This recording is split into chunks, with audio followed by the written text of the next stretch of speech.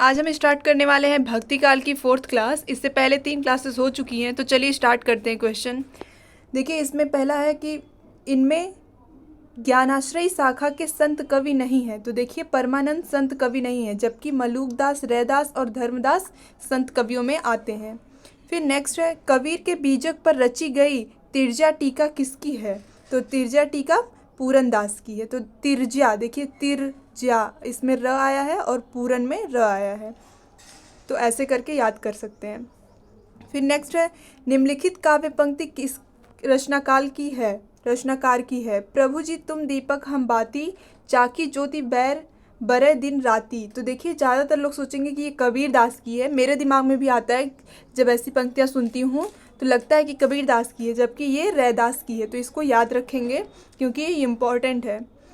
फिर नेक्स्ट है, कबीर की भक्ति का अनिवार्य अंग है। तो कबीर की भक्ति का अनिवार्य अंग ज्ञान है, क्योंकि ज्ञान के बारे में ही कबीरदास ने ज़्यादा बातें की है। फिर कबीर ने आलोचक, सुधारक, पथ प्रदर्शक व समन्वयकर्ता के रूप में किन विषयों का उल्लेख किया है? तो किया है चेतावनी, कुसंग, माया, कनक, कामिनी और कपट का उल्लेख किया है। फिर नीचे है, किस समीक्षक ने कहा है शब्दों की जोड़ तोड़ में चमत्कार लाने के फेर में पढ़ना कबीर की प्रवृत्ति के प्रतिकूल था? तो यह कहा है श्याम सुंदर दास ने, डॉक्टर श्याम सुंदर दास ने कहा है। इस कथन है, कथन को आप लोग कहीं नोट करके लिख के याद कर सकते हैं। फिर नेक्स्ट है, मन मेरा सुई तन मेरा धागा काव्य पंक्ति किस संत की है? तो ये नामदेव की है, और नामदेव कहाँ के रहने वाले थे? महाराष्ट्र के।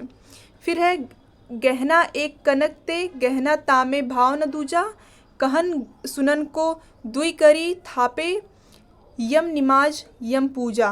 तो यह पंक्तियाँ किसकी हैं? तो ये है कबीरदास की। देखिए, थोड़ी अटपटी सी है, तो कबीरदास की ज़्यादातर पंक्तियाँ थोड़ी अटपटी सी ही हैं। फिर नेक्स्ट है, आचार्य रामचंद्र शुक्ल के अनुसार आदि गुरु ग्रंथ साहब में रैदास के कितने पद संग्रहित हैं? तो 40 पद संग्रहित हैं। ये भी एक फैक्चुअल क्वेश्चन है, इसको भी आप नोट कर सकते हैं। फिर नेक्स्ट है, मैं कहता हूँ आखिन देखी, तू कहता है कागज देखी। मतलब इसके कहने का आशय ये है कि मैं जो कह रहा हूँ वो अपने अनुभव से कह रहा हूँ, और तुम जो कह रहे हो वो शास्त्रों के अनुभव से कह रहे हो। तो ऑप्शन नंबर डी सही हो जाएगा। स्व अनुभव शास्त्रीय ज्ञान से बड़ा होता है। फिर है, तात्विक दृष्टि से न तो हम इन्हें कबीर को, मतलब कबीर के बारे में बात की जा रही है, पूरे अद्वैतवादी कह सकते हैं और न ही एकस्वरवादी कह सकते हैं। कबीर से संबंधित यह विचार किसका है? यह आचार्य रामचंद्र शुक्ल का विचार है। फिर इसमें मैच कराना है, कहाँ पे जन्म स्थान के अनुसार मैच कराना है। तो देखिए, गुरु नानक का जन्म कहाँ हुआ था? गुरु नानक का जन्म हुआ है तलवंडी में, तो ए का हो जाएगा 4th, तो ए का 4th ए में है और डी में है। फिर दादू दयाल का हुआ है अहमदाबाद में, तो बी का हो जाएगा 1, बी का 1 है ऑप्शन नंबर डी में, तो ऑप्शन नंबर डी सही हो जाएगा।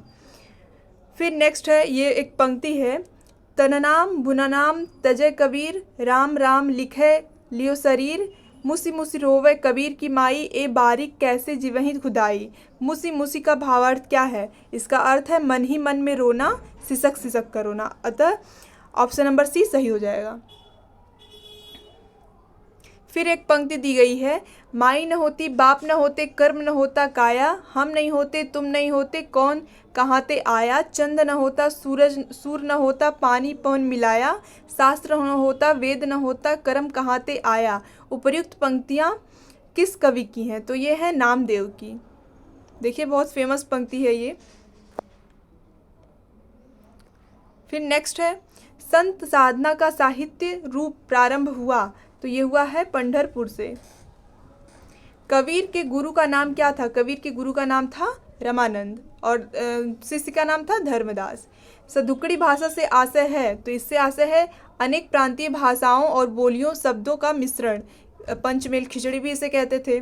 अंसड़ियाँ झाई पड़ी पंथ निहारी निहार, जी भड़ियाँ छाला पड़िया राम पुकार पुकार।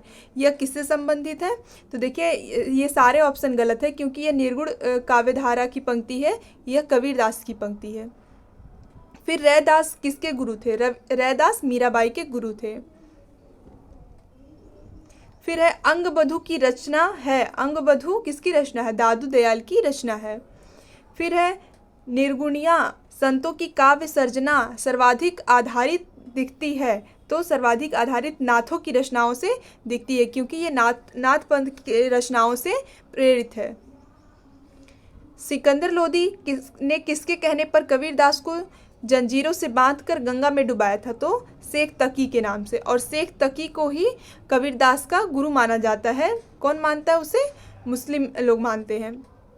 भाषा बहुत परिष्कृत और परिमार्जित न होने पर भी कबीर की उक्तियों में कहीं कहीं विलक्षण प्रभाव का चमत्कार है। प्रतिभा उनके प्रखर थी, इसमें संदेह नहीं। यह पंक्तियाँ किसकी हैं? तो यह पंक्तियाँ हैं आचार्य रामचंद्र शुक्ल की। ये हो गया यहाँ पे, हाँ हो गया। फिर अगला है, तुम जिनि जानो गीत है यह निज ब्रह्म विचार, किसने कहा है? यह कहा है कबीरदास ने। फिर है, निम्नलिखित विकल्पों में जो संत काव्य की विशेषता नहीं है उसे छांटिए। तो सगुण ईश्वर की उपासना नहीं है।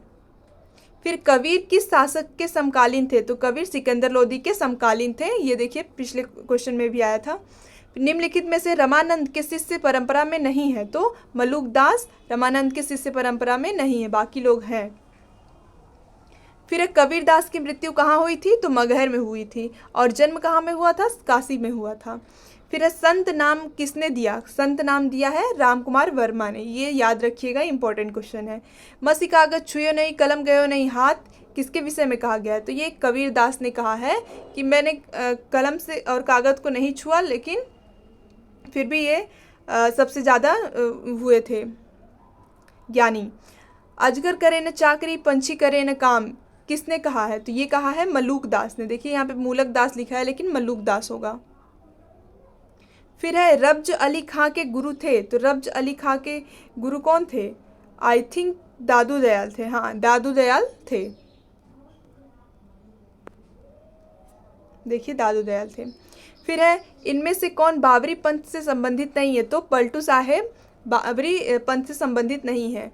ज्ञान मार्ग की शाखा के कवियों को किस नाम से पुकारा जाता था? तो संत कवि के नाम से पुकारा जाता था उन्हें। फिर भक्ति विवेक निम्नलिखित में से किसकी रचना है? तो ये मलुकदास की रचना है भक्ति विवेक। फिर कबीर की वाणी का संग्रह वीचक कहलाता है, इसके कितने भाग हैं? तो इसके 3 भाग हैं, साखी, सबद और रामायणी। तीनों के संग्रह को वीचक कहते हैं। संत साहित्य में प्रयुक्त बंकनाली का पर्याय निम्नलिखित में से कौन सा नहीं है? तो ये वक्रनाली नहीं है, बाकी सब है। फिर है, जन्म काल के अनुसार कवियों का क्रम लगाना है। तो सबसे पहले कौन आएंगे? सबसे पहले कबीरदास आएंगे, फिर गुरु नानक आएंगे, फिर दादू दयाल आएंगे, फिर मलुकदास आएंगे। फिर है, सबंगी रचना किसकी है? तो सबंगी रचना रब्ज की है। देखिए यहाँ पे डबल ब आया है, यहाँ पे डबल ज आया है, तो इससे आप याद रख सकते हैं। फिर इसको मैच कराने वाला है। तो बीजक देखिए कबीर की है, तो ऑप्शन नंबर ए का हो जाएगा 2। तो ए का 2 ऑप्शन नंबर सी में सही है, तो ऑप्शन नंबर सी सही हो जाएगा। फिर मुसलमान अनुयायी कबीरदास को किन का शिष्य मानते हैं? तो यही मैंने पहले बताया कि शेख तकी का शिष्य मानते हैं। और शेख तकी के कहने पर ही किसने कबीरदास को बधवा दिया था? अभी हमने किया है, आप लोग कमेंट करके बताइए। सूर समान चंद में दहु किए घर एक, मन का चिंता तब भया कछु पुरबिला लेख, इन पंक्तियों के रचनाकार कौन है? तो इन पंक्तियों के रचनाकार देख लेते हैं कौन है। तो इन पंक्तियों के रचनाकार हैं ऑप्शन नंबर डी, कबीरदास। देखिए पंक्तियां जो है ना वो भूल जाती हैं, तो इसको सबसे अच्छा तरीका यही है कि कॉपी में लिख लें और फिर इसके बाद एग्जाम के टाइम में जाते टाइम उसको रिवाइज कर लें। फिर है, आचार्य रामचंद्र शुक्ल के अनुसार कबीर ने अपनी साखियों में सधुकड़ी भाषा का प्रयोग किया है। तो राजस्थानी पंजाबी मिली खड़ी बोली का प्रयोग किया है। फिर है, इनमें से किसका समय सबसे पहले आया? सबसे पहले रैदास का समय है। रैदास आते हैं, कबीर, फिर धर्मदास, फिर दादू दयाल। फिर सहजोबाई किस शाखा की रचनाकार हैं? तो ये है ज्ञानाश्रयी शाखा की रचनाकार। फिर है, निर्गुण काव्यधारा की प्रवृत्ति है। तो रूढ़ियों एवं आडंबरों का विरोध करना ही निर्गुण काव्यधारा की प्रवृत्ति है। फिर आ जाते हैं नेक्स्ट, कबीरदास किस काव्यधारा के प्रतिनिधित्व करते थे? तो संत काव्यधारा का प्रतिनिधित्व करते थे। फिर है, निर्गुण संत कवियों में सर्वाधिक शास्त्र एवं सुशिक्षित कौन था? सबसे सुशिक्षित थे सुंदरदास, सबसे ज़्यादा पढ़े लिखे थे। फिर है सगुण भक्ति के प्रतिनिधि सूरदास माने जाते हैं, तो निर्गुण भक्ति के प्रतिनिधि कौन माने जाते हैं? तो कबीरदास जी माने जाते हैं निर्गुण के। फिर इसमें मैच कराना है, तो देखिए ज्ञान बोध के हो जाएंगे मलूकदास, तो बी का हो जाएगा 1, बी का हो जाएगा 1, बी का 1 है ऑप्शन नंबर बी में, तो ऑप्शन नंबर बी सही हो जाएगा। फिर है देखिए मैच कराने वाले में अगर आपको 1 से 2 आ रहा है मैच कराने वाला, तो सारा आपका मैच सही हो जाएगा। हरवेड़ी एवं अंगवधु किसकी रचना है? तो ये दादू दयाल की रचना है।